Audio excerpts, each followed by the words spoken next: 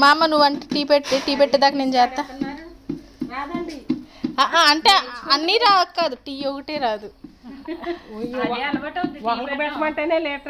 అది quantity problem. ఇంకోటి ఏంటంటే ఈవిడ బాగా పెడతాయి. మా పిల్లడు ఒకసారి అమ్మ టీ పెట్టమ్మా అన్న, లీటర్ పాలు